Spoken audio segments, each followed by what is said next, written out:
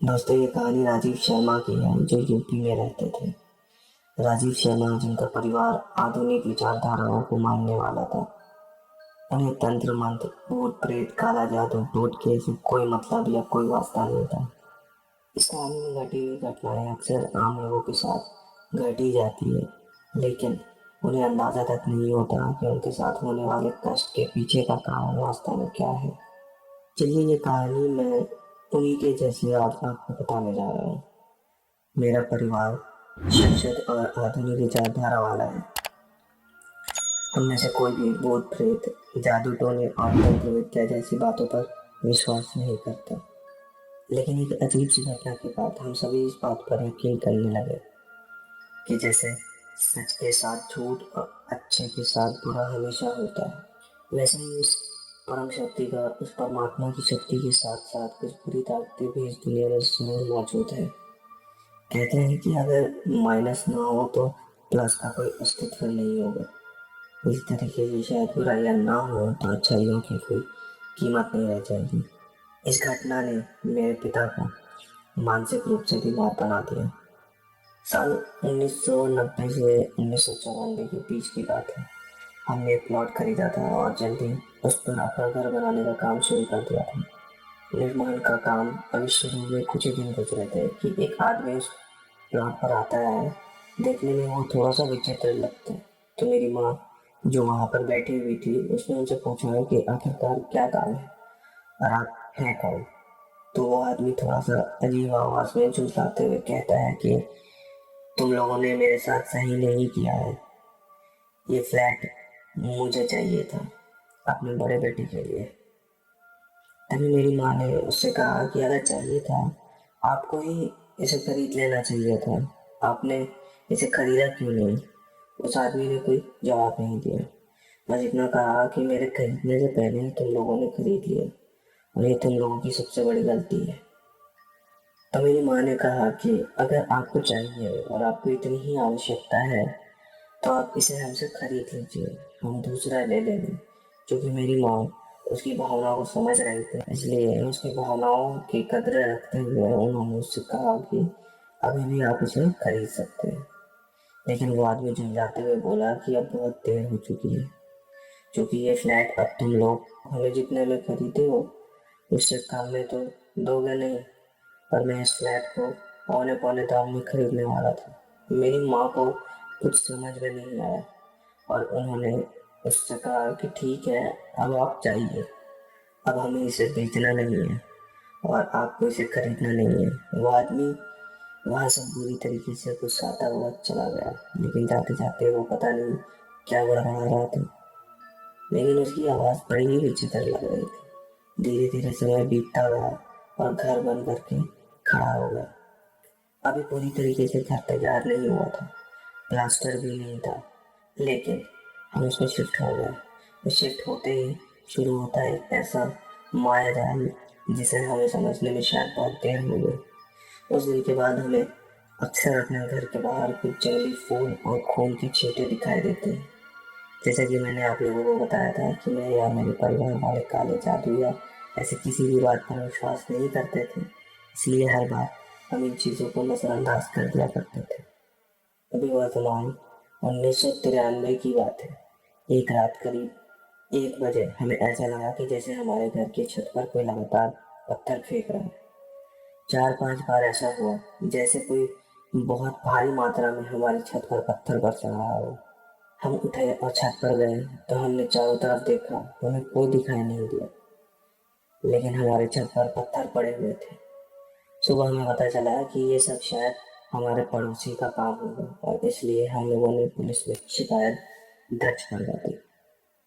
लेकिन उनके खिलाफ कोई सबूत न होने के कारण और कोई भी गवाही न होने के कारण वो जल्दी ही हवालात से बाहर आ गए और आने पर वो शायद हम लोगों से ज़्यादा ही चिढ़ गया था। एक ही रात बीती थी कि अगली रात मेरे पिता के पेट में बहुत तेज दर्द उठने लगा। जब उन्हें दर्द सहन नहीं हुआ तो उन्हें अस्पताल में भर्ती करवाया गया।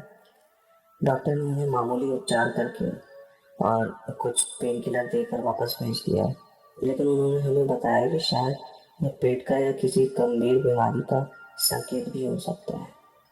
हम घर तो आ गए, लेकिन अगले ही दिन मेरे पिता के पेट में वही दर्द शुरू हुआ। उन्हें लेकर अस्पताल ले जाया गया। इससे पहले उन्हें कभी ऐसी परेशानी नहीं हुई थी, इसलिए हमने सोचा कि किसी और डॉक्टर को दिखाया जाए और उन्हें एक बड़े अस्पताल में भर्ती करवाया गया। वहाँ पर उनके बहुत सारे टेस्ट हुए और उसके बाद ये बात सामने आई कि उन्हें पथरी हो गई है। वो भी इस लेवल की पहुंच गई थी कि बिना ऑपरेशन के कोई उपाय नहीं था। आनंद फानंद में उनका ऑपरेशन करवाया गया, लेकिन अस्पताल से घर आने के बाद भी उनकी सेहत बहुत खराब रही। वो कुछ भी खा पी नहीं रहे थे, जिसकी वजह से वो दिनों दिन कमजोर पड़ते जा रहे थे। अब तो हालत ये हो चुकी थी कि मेरे पिता को रोज रोज रात बहुत बुरे सपने आते थे। उन्हें हर बार ऐसा लगता था कि कोई उन्हें मारने की कोशिश कर रहा है, कोई उनका गला दबा रहा है। वो उठकर बैठ जाते और चीखने चिल्लाने लगते। 2-4 दिन बीता ही था कि उनकी हालत और भी बुरी हो गई। अब वो रात में चिल्लाते हुए उठते और दीवारों पर सर लड़ाने लगते। उन्हें पकड़ पकड़ कर लिटाया जाता है। कभी कभी वो हवा में ही किसी से बात करने लगते हैं, और जब हम पूछते हैं तो वो कह देते हैं कि देखो देखो वो सामने खड़ा है, लेकिन हमें कुछ नजर ही नहीं आता। अभी ये हमारे साथ हो ही रहा था कि एक रात करीब 2 बजे मेरी माँ ने घर के बाहर से किसी के रोने की आवाज़ सुनी और वो बाहर गई तो कोने में उन्हें कोई रोता हुआ दिखाई दिया। अब की बार शायद उन्हें भी बहुत डर लगा था। वो कुछ कदम और आगे बढ़ी तो उनको घर के बाहर वही खून के छींटे और जंगली पौधे भी दिखाई दिए। उन्होंने हिम्मत बांधी और उस रोने वाले इंसान की तरफ बढ़ने लगे, लेकिन जैसे ही वो वहां पर पहुंची तो उनके चौंकने का ठिकाना ही नहीं था, क्योंकि वहां पहुंचते ही उनकी नजर से जैसे वो इंसान ओझल हो गया। वहां पर कोई नहीं था, बस उन्हें आवाजें ही सुनाई दे रही थी। वो भागती हुई घर के अंदर आई और अब ये सिलसिला लगभग हर रात चलने लगा। अब मेरी माँ ने अपनी एक सहेली को इस बारे में बताया। वो मेरी माँ को एक तांत्रिक के पास ले गए। तांत्रिक ने अपने तंत्र साधना से ये बताया कि कोई है जो हमारे घर को अपनी काली विद्या से बांधे हुए है।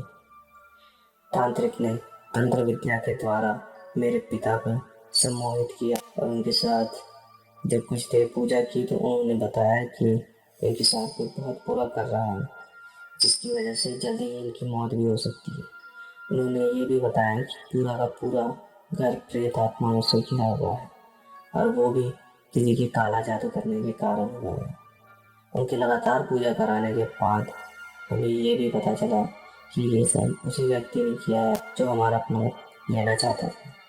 उसकी नीयत ही खराब थी, क्योंकि वो उस जमीन को अपने काले जादू के दम पर उल्टे सीधे दामों में लेना चाहता था।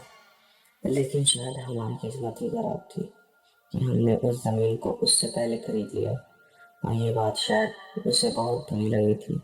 अब हम बहुत बुरा फंस चुके थे। 1 सप्ताह तक तो वो बाबा रोज रात को हमारे घर आते और साधना करते। बहुत ही मुश्किल से हमें उन काली शक्तियों से छुटकारा मिला, और उसके बाद से हमने उस घर को छोड़ ही दिया, क्योंकि उन काली शक्तियों से छुटकारा मिलने के बाद भी हमें अजीबोगरीब एहसास होने लगे थे। तो हमने उस घर को छोड़ना उचित समझा और वहाँ से दूसरे घर में रहने लगे। अब हमारा परिवार सकुशल और खुश है।